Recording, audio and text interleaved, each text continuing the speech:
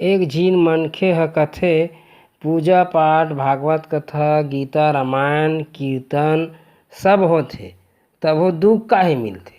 अरे भैया, खाली कथा सुने म नहीं होय। भगवान के बताए रास्ता में चलबे त कभू दुख नहीं पाच। जैसे कि मेहनत करना, कमाना और कमाई से कुछ कम खर्च करना, दो पैसा बचा के काम करना, खान पान में सात्विक होना चाहिए।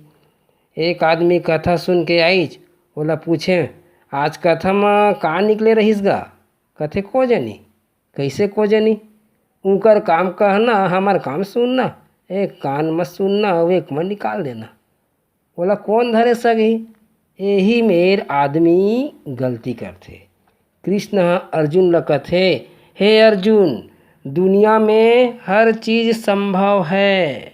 अभ्यास से मन को भी वश में किया जा सकता है।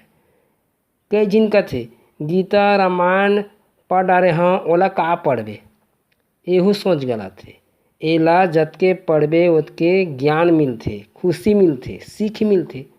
कोई भी ग्रंथ हो, प्रवचन हो, ज्ञान की बात को हमेशा स्मरण करना चाहिए। अनमोल वचन को ध्यान में रखना चाहिए, तब हम गलत कार्यों से बचते रहेंगे।